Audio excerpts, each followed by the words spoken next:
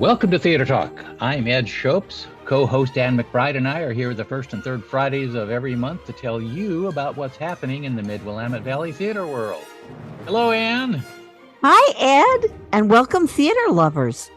Here on Theatre Talk, we interview interesting guests about great shows happening at theaters throughout the Mid-Valley.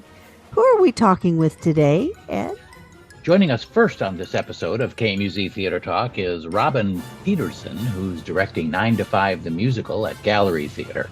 And in our second interview, we'll talk with Leigh Matthews-Bock and two actors from Love, Loss, and What I Wore on stage May 12th through 20th at Albany Civic Theatre. But first, let's check our KMUZ Theatre Talk calendar to see what else is on the boards. Ann? Albany Civic Theatre at albanycivic.org is doing Love, Loss, and What I Wore, and that will be on stage May 12th through 20th. And be sure to listen to our interview with the director, Leigh Matthews-Bock, and two of the actors from the show, Laura Blackwell and Storm Kennedy, following the theater calendar. Brush Creek Playhouse at brushcreekplayhouse.com has auditions for their melodrama, The Rustler's Revenge, written by Dee Chappelle and directed by Norm Gouveia. Those auditions are June 4th at 5 p.m. and June 5th at 6 p.m., and the show runs July 28th and August 13th. And Brush Creek Playhouse is looking for directors to propose shows and encouraging actors to audition at Brush Creek Playhouse. Go to their Facebook page for more information about their season. Enlighten Theatrics at enlightentheatrics.org. On stage, May 5th through 7th is Could You Hug a Cactus? A musical review based on a collection of whimsical poems by Philip Van Wagener. It follows a group of kids who come together to create a show that's bursting with poems and creativity. That's followed August 11th through 20th by the musical Xanadu, about a Greek muse who descends from Mount Olympus to help open a roller disco in Venice Beach. Hot fun in the summertime.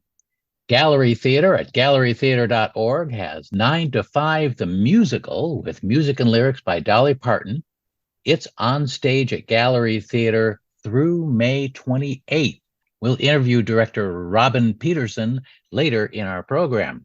Auditions for Roald Dahl's Matilda the Musical are coming up at Gallery Theatre on May 16th, 17th, and 18th from 4 p.m. to 9:30 p.m., and those are by appointment. So go to the gallerytheatre.org auditions page to sign up. Then on May 29th from 10 a.m. to 3 p.m. and May 30th from 6 to 9 p.m., Gallery will hold auditions for Pride and Prejudice, directed by Claire Snyder. Check out the gallerytheatre.org auditions page for details and to sign up. Kaiser Homegrown Theater at kaiserhomegrowntheater.org. Kaiser Homegrown has A Doll's House Part 2 by Lucas Nath on stage through May 21st. The story is a follow-up to Ibsen's 1879 groundbreaking masterwork. Check out our KMUZ Theatre Talk podcast for an in-depth interview about the show with co-directors Patricia Wiley and Tom Hewitt. And we're expanding our coverage of theaters to the Corvallis area. So Majestic Theater at majestic.org is staging Sweeney Todd, the Demon Barber of Fleet Street, with music and lyrics by Stephen Sondheim through May 21st. Boy, it's a great show, one of my favorites. And after that, Majestic Readers Theater is doing a play called The Thin Places, and that's written by Lucas Nath. It's happening May 20th and 21st. Everyone who has ever died is still here, just in a different part of here. That sounds intriguing. There's a new theater set to perform at the Albany Performing Arts Center, connected to the West Albany High School. Mid-Valley Music Theater. They are presenting the musical Newsies, which opens August 11th and runs through August 19th. Auditions are May 20th and 21st. Go to the Facebook page for details because the auditions are being held in two different places, and you have to learn the dance combination by looking at the video, which will be posted on the Facebook page. Pentacle Theater at pentacletheater.org. On stage now at Pentacle Theater through May 13th is the Pulitzer Prize-winning contemporary drama Rabbit Hole by playwright David Lindsay Abair. You can listen to our interview with director Joe Dodge, assistant director Jennifer Jimshevsky, and actors Heather Toller and David Valentine wherever you listen to our KMUZ Theatre Talk podcasts. And open auditions for The Curious Incident of the Dog in the Nighttime happened May 6th at Pentacle Theater. Check out our April 21st KMUZ Theatre Talk podcast and the auditions page at pentacletheater.org for info about the play and the roles being cast. And Joe Dodge's acting workshop is still going strong for actors 18 and older at Pentacle Theater's rehearsal studio in downtown Salem. To sign up, go to tickets.pentacletheater.org. The Salem Playhouse at thesalemplayhouse.com. They are also offering acting classes for both kids and adults held at Kaiser Homegrown Theater. To sign up, go to thesalemplayhouse.com and click on the classes tab. Spotlight Community Theater, and they're at spotlightct.com. Pygmalion, the classic George Bernard Shaw story, opens May 11th at Spotlight. And Spotlight is looking for play proposals from local directors for their 2023 to 2024 season. Applications are due May 15th to info@spotlightcommunitytheater.com. Also, check out their webpage where you can also find audiobooks that they've created featuring such classics as The Wonderful Wizard of Oz, Dracula, and Sherlock Holmes, A Study in Scarlet. You'll find those at spotlightct.com. Struts and Frets Theater Company at strutsandfretstheater.org. They are doing a Winter's Tale. It's coming to Struts and Frets in August. Go to their Facebook page and website for information about how to submit for acting, tech, and design positions in this exciting production. Applications are due by May 8th. While you're at it, be sure to check their link to a fascinating guide for A Winter's Tale. Theater 33 at Willamette University is at theater33.org, and their New Play Summer Festival of Emerging Works by Pacific Northwest Playwrights starts June 8th with Solastalgia by playwright Joy Ono, and that's directed by Elizabeth Hellman. That's followed July 13th through 16th by Working for Crumbs by Kate Danley, directed by Susan Coramel, and wraps up August 10th through 13th with The Names by playwright Paul Lewis, directed by Rod Sabalos. The festival also includes 3 outdoor pop-up performances of new plays at the Willamette University campus. On to the college front. Corbin University is doing their theater camp, and you can find them at corbin.edu/theater-arts. The theater camp this time is the theme New Horizons. We'll have an interview with the camp's director, Tamara McGinnis, on a future episode of KMUZ Theatre Talk. The camp will be held July 24th through August 5th, and you need to register by July 1st. And the deadline for scholarship entry is June 15th. Western Oregon University at wou.edu/theater, where you can get tickets to the final show of their academic year, The Wolves by Sarah DeLapp, is directed by Risa Fleming and is on stage May 31st through June 3rd.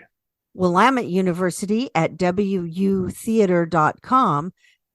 Willamette's 23-24 season kicks off October 26th through November 12th with the world premiere of In the Deep, a new musical with book and lyrics by E.M. Lewis and music by Clarence Roscoe McDonald.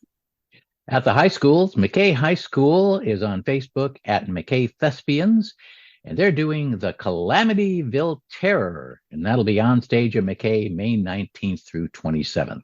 McNary High School, and they're on Facebook at Ken Collins Theater. They have student-directed one-act plays. They come alive at McNary High School May 24th through 26th. North Salem High School is on Facebook at NSHS Theater, And the final show of North Salem season is the fun mystery Clue, coming up May 11th through 20th. South Salem High School on Facebook at Saxon Drama. South Spring Play Puffs, or 7 eventful years at a certain school of magic and magic, will be on stage at South's Rose Theatre, May 10th through 18th. West Salem High School is on Facebook at West Salem Drama Department. A Midsummer Night's Dream is on stage at West Salem, May 17th through 23rd. And that's followed by Hamlet, Zombie Killer of Denmark, June 1st and 3rd. And that wraps up this week's Theater Talk calendar. Stay with us for today's first guest, Robin Pederson, who's directing 9 to 5 the musical at Gallery Theater. We'll be right back with more Theater Talk. We're talking with Robin Pederson, director of 9 to 5 the musical, opening at the Gallery Theater in McMinnville, May 5th, and playing through the 28th. Welcome to Theater Talk, Robin.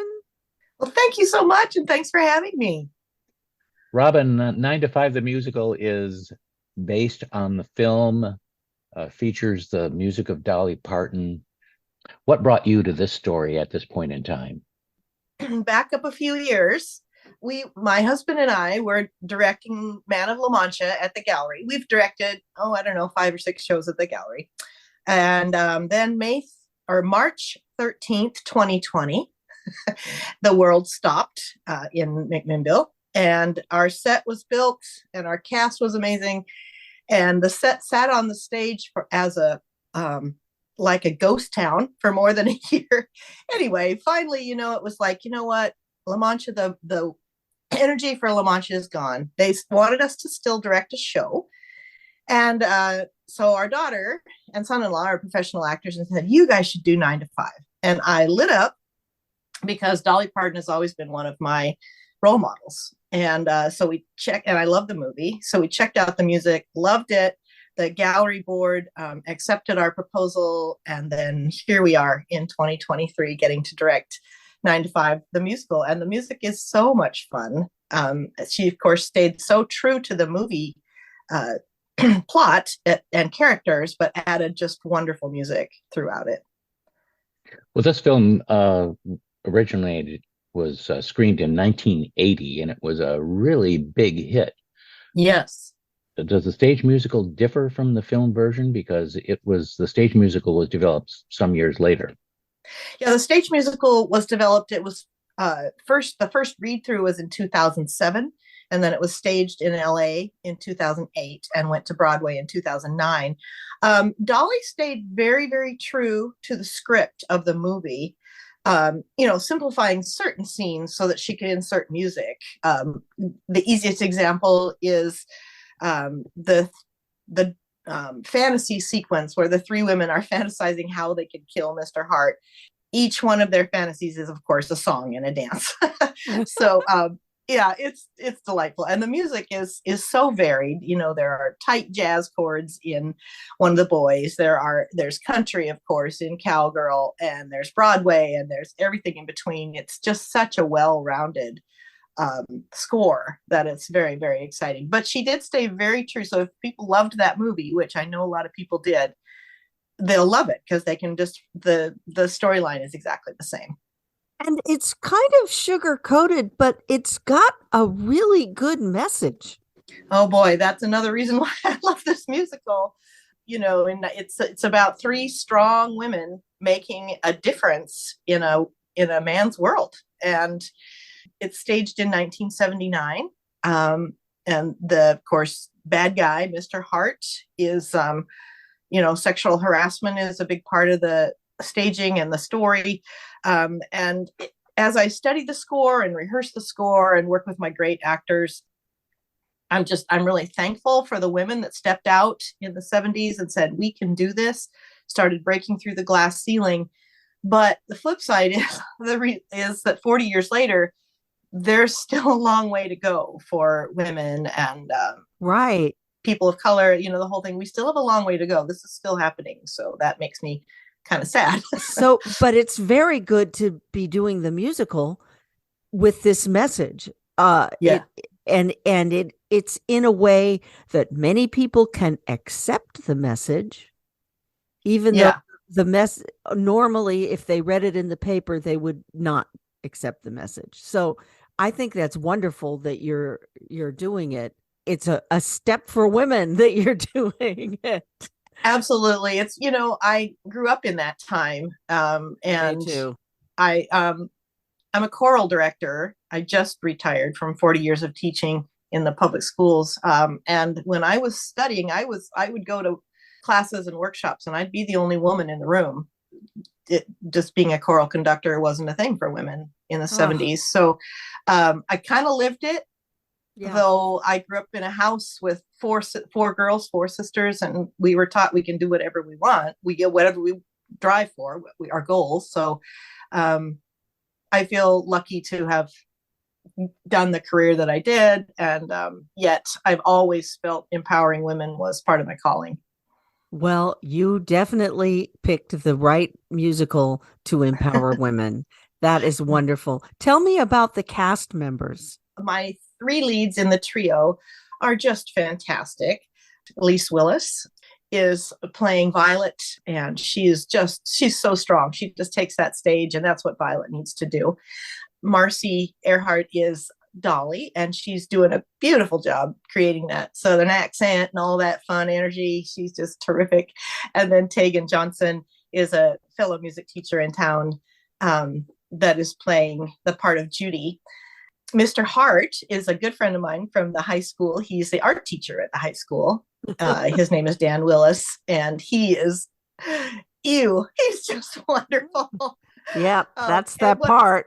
Yeah. And what's funny about Dan in that role is that Dan is probably the nicest guy you will ever meet. And so to have him playing this villain and this guy is just fun. And then he's playing against his wife, because Elise is his wife and playing Violet. And so their arguments are very authentic. It's great. The harmonies are great. They're such good singers and actors. It's just really fun.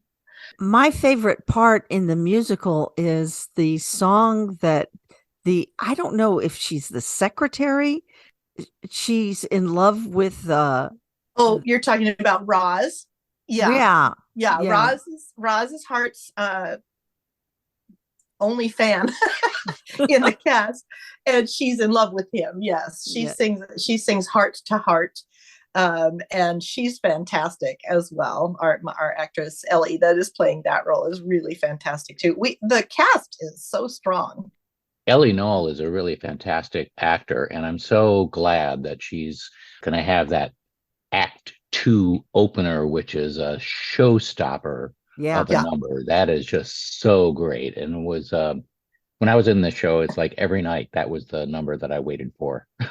Yeah, she's just amazing. And this is the first time I've met Ellie, and she's a delight, and she's so talented. And then so we have the trio, and then Mr. Hart, and then Roz. So those 5, and then they are backed up by 14-member ensemble that is just also really fantastic. So. Wow, so it's a big cast. It is. There are 19 on stage, and it takes that. Is it on the main stage? Yes, main stage at the Gallery Theater. Mm-hmm. Wow. So are you doing are you doing live music? For the kind of one of the first times I'm doing recorded tracks. I'm very much use the live pit orchestra. That's my home. That's what I love doing, is directing an orchestra. But because of COVID, when the decision was being made, just packing a group of professional musicians in a tiny little space just didn't feel like the right thing to do. So we're using the tracks. The tracks are wonderful. Pros and cons on that, but the sound system at the gallery really handles it well. So when you use the tracks, you get lots of instruments, whereas you can't afford 30-piece orchestra crammed into that little place. That's exactly right. It does. That is definitely the pro of using the tracks, is you get the full orchestration rather than a slightly watered down one. Yeah. And who's your choreographer? I have have two choreographers, good friends of mine. Carly Jones from here in McMinnville. In fact, she just took my choir job at the high school. So she's doing it. And then one of my former students, Noah Miller, is doing the choreography as well. I split it. They're kind of busy people, and there's lots of dance in this show. So the two of them are covering the choreography. Well, for those folks who haven't seen the movie, and I can't imagine who that would be, but I'm sure there are some of our younger folks who are theater fans that probably haven't seen the 1980 film. Can you recap the storyline for us? So we're in an office in a kind of unnamed city, a big office called Consolidated. And Judy arrives. She's just she's just been left by her husband who cheated on her anyway. She arrives and wants a job. She's never worked in an office.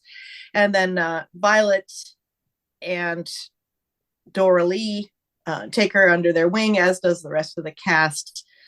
Mr. Hart, who is the boss in the office, he's sexually harassing his secretary, who is Dora Lee, and there's all of that chain. But Violet really should be the CEO, and but is being held down. So it's a lot of the storyline is, how do women maneuver through being sexually harassed, through being skipped over yet again. They give it to the younger guy instead of to Violet. It's a lot of that storyline, and then the way they finally decide to get Mr. Hart is, I don't know how much a spoiler alert, since most people know the story, but it goes through a lot of hijinks and silliness, the way that they kind of kidnap him and take over the office, just the three of them running the show. And in the end, it works out great. So happy ending. So it's kind of a classical story about the downtrodden seeking revenge and being successful at changing their world. Yes, and making a positive difference, which in my opinion, if we just let women run the show, we wouldn't have to work so hard at reframing things. So the sexist, egotistical, lying, hypocritical bigot, and that's a line from the show, yes. Really gets his comeuppance in this tale. Yes, he does get his comeuppance. He gets promoted to another country. How are you doing the sets? Well, the sets are fun. My husband, who has a drama degree, has designed the sets and is lead carpenter. And we've got he created two huge wagons that have a set on each of the four sides. So a stage right one and a stage left one. Sometimes they turn together. Sometimes they're, one is one way and one is the other. Then the lights bring you to this scene. The lights bring you to this scene. It's really fun. That's great. We're using projections on the back wall, if you will, the back curtain on the back wall. So there's a projection of big. You're clearly in an office or whatever. That big windows that are looking out at a cityscape. When we're in the bullpen. So we're using some projections to help kind of move it along. Not every scene has projections, but some of the main sets help set the stage that way. So it's a really fun set. It's a lot of work because I have the actors moving the set. So they're acting, singing, dancing, move that set, be over in behind here to move this one. So it's several levels of concentration. The moment you step off that stage for 5 seconds, you know that you need to be over there on the corner of this because it's going to turn and that kind of stuff. So it's part of the choreography, really. Yeah. The gallery stage is really a fantastic stage to put a musical on because there's great wing space, yet the audience is close, and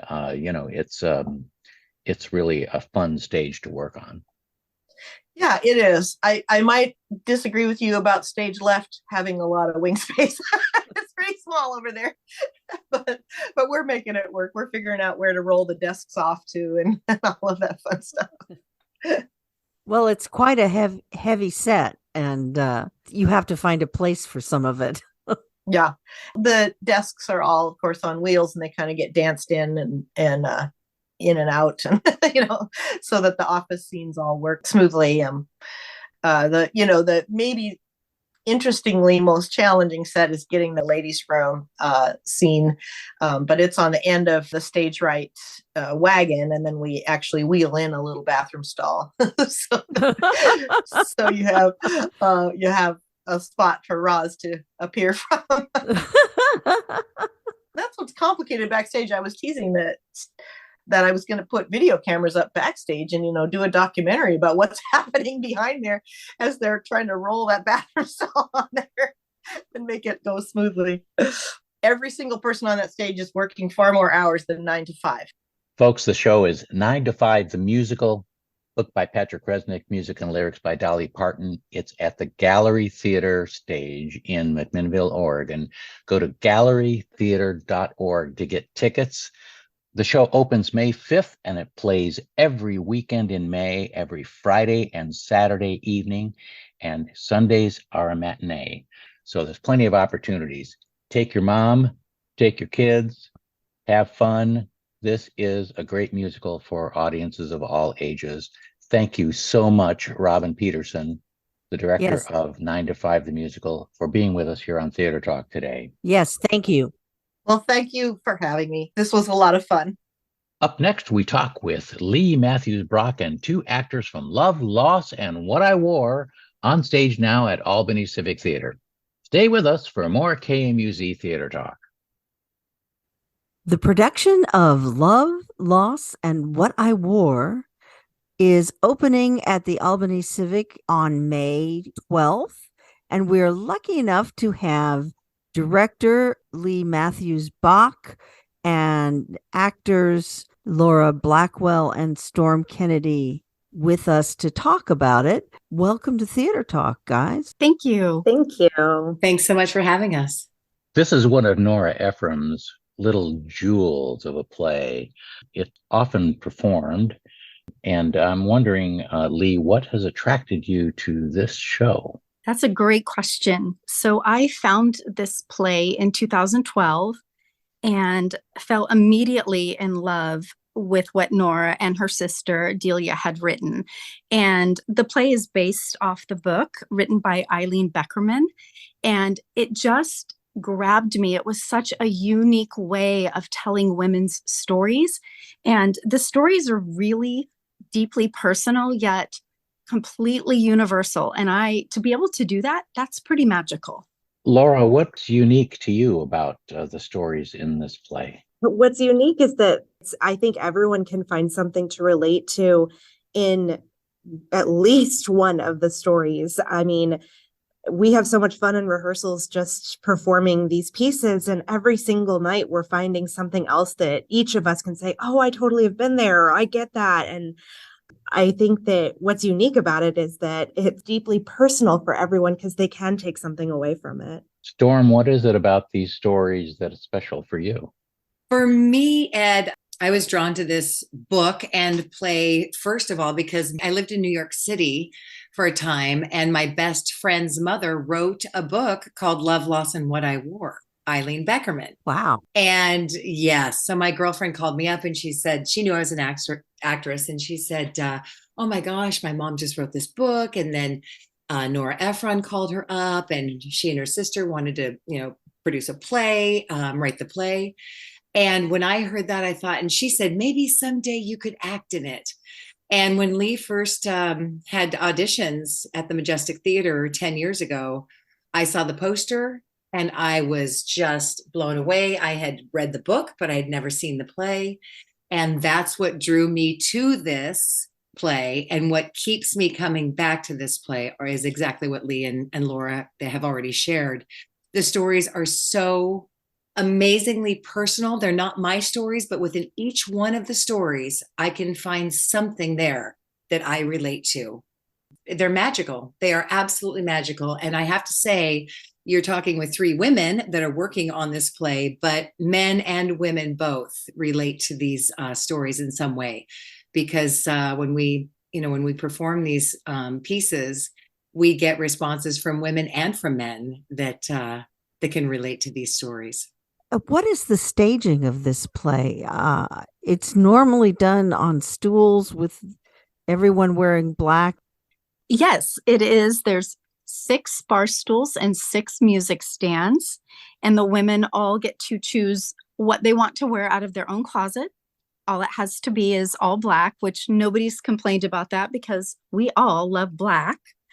And behind the women, I have a wonderful set designer. Her name is Rachel Gert, and she is so wonderfully creative. She gives us a beautiful backdrop for the actors to play from. It's a simple set, yet very effective. Now, I read one thing I was going to ask you about. What is I Hate My Purse? That is Nora Ephron's monologue. So that is her whole big story about how much she hates her purse. And Storm actually performs that piece, and it is a riot. So this is my 10th year directing this play. This will be my 6th theater to direct it. And so obviously, it really grabbed a hold of me 10 years ago and has not let me go. Storm always performs this one because she takes the audience on a journey, and there are women nodding and saying yes, and there are men nodding and saying yes. It is our hysterical story, and Storm can tell you more about it. And I absolutely love this. Like Leigh said, I love this monologue.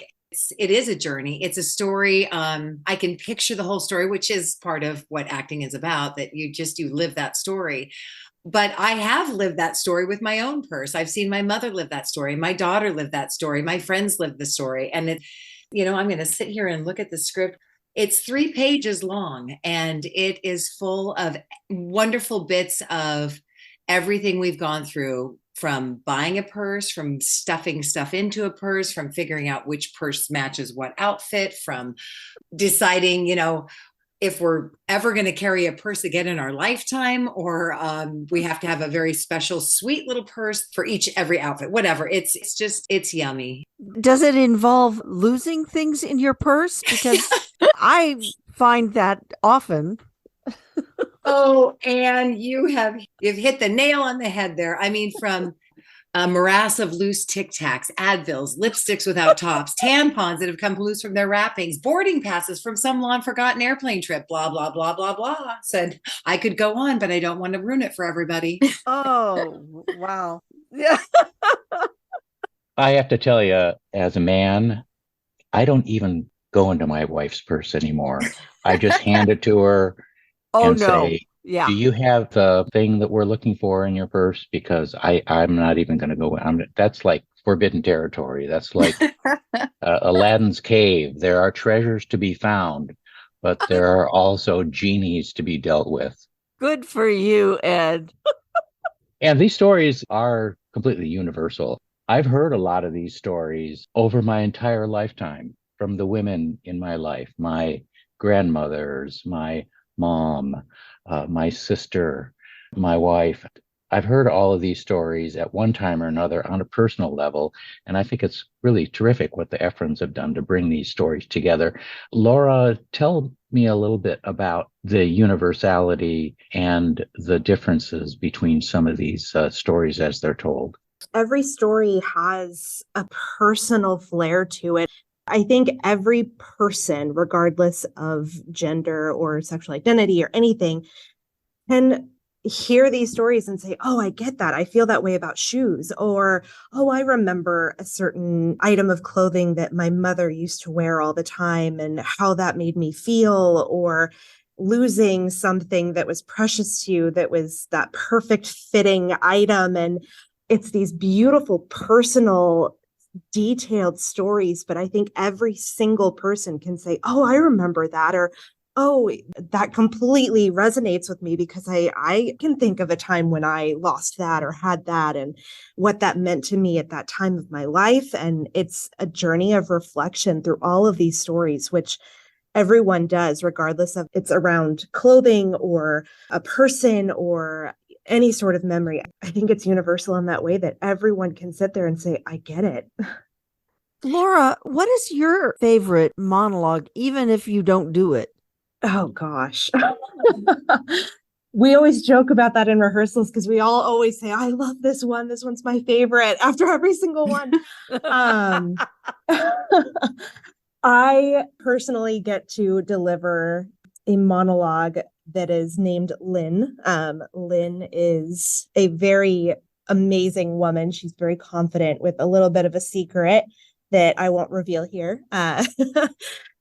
I love her because I relate to her, but I also gain confidence from her because she is so confident and so bold and so direct. And she talks about jewelry and her relationship. And she eventually does talk about some items of clothing. And she is so bold and confident in who she is that I think that it's hilarious in that way, but it's also intriguing. She's an intriguing woman. I love delivering that monologue. So you maybe think she's a role model for you? Okay, not a little bit. I admire her for her ability to love who she is and to be honest, and in many ways, yes, a role model. And then especially when she reveals the secret at the end, I think that she might actually be a role model for some people that may not know these things about her that she reveals. This sounds like a very fun show. It is. Oh my goodness. Yes. Leigh, you've directed this show many times now. So out of all the times that you have directed this show, what really stands out for you? What is the thing that keeps bringing you back? That is a really good question. I don't typically direct a show again and again and again.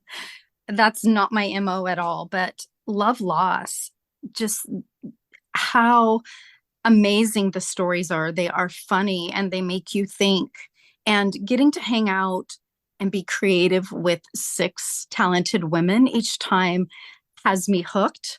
I love hanging out with creative people. So that keeps bringing me back to this show. And something that I will mention is typically when, you direct a show and you are watching the performances and you don't want to see your audience talking to each other and hearing them talk. But in the past, when we have had performances over the last 10 years, there's a lot of chatter within the audience because people are remembering things. They are connecting so personally to a story that's being shared or to something in that story that they have to talk about it. They have to say it to the person next to them. And so it is encouraging and beautiful when that happens because that tells me that we've done our job. We've invited the audience into the story with us. And lots of people want to hang out after the show and they want to share their stories with each other and with myself as well as the actors. And so I think it has such meaning for people that it keeps bringing me back. That's wonderful. It is. Do you see yourself directing this show again sometime? So this is my 10th and final year. That's what I've been saying. And I've had a couple of friends laugh at me and say, sure.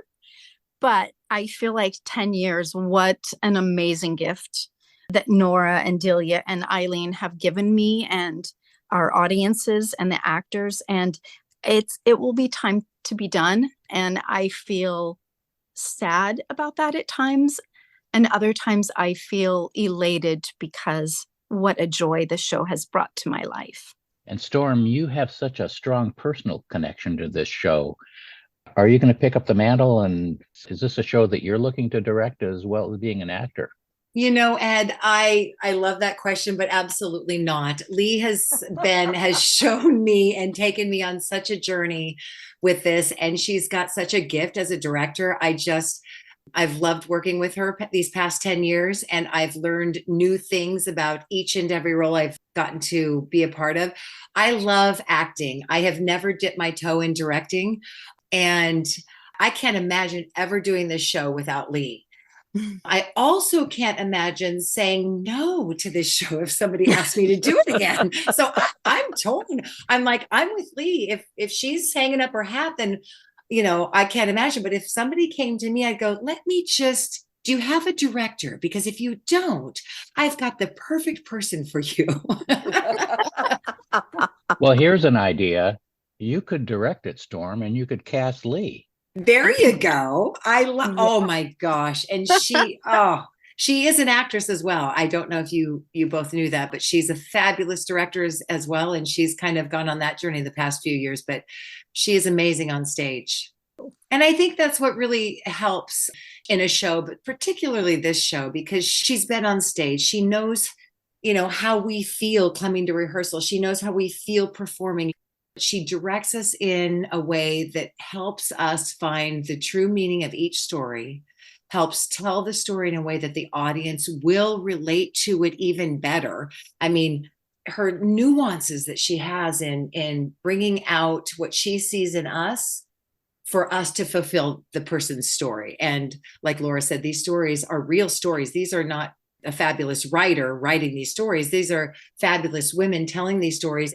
Leigh just has such a special way about directing us in a way that isn't directorial, I guess, if that makes sense. And I think probably Leigh pretty well knows how to direct this show after 10 years. Well, Leigh, what do you think about all that's been said here about your directorial prowess? Well, I think I need to send Storm some money. So thank you, Storm. I appreciate that. Being an actor first, I am an actor's director. I understand their process.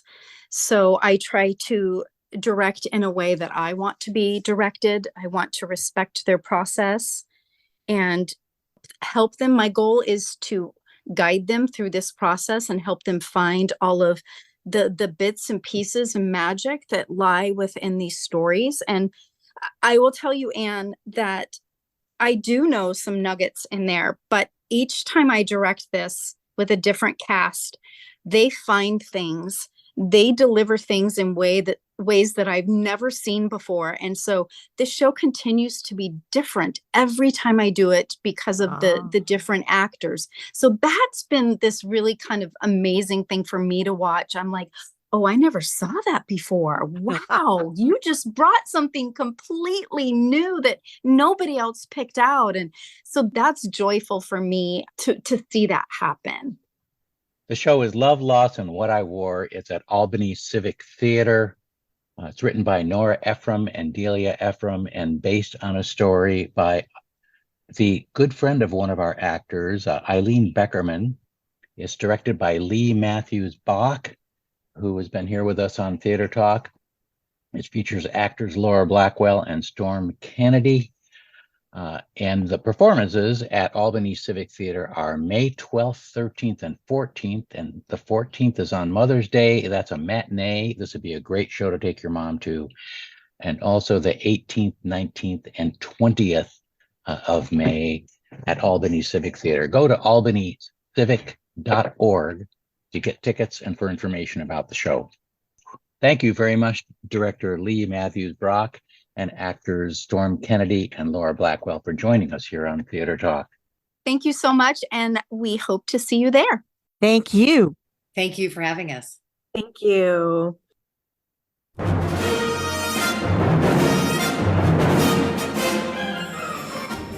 It's time to wind up today's KMUZ Theatre Talk program. Thank you for joining us.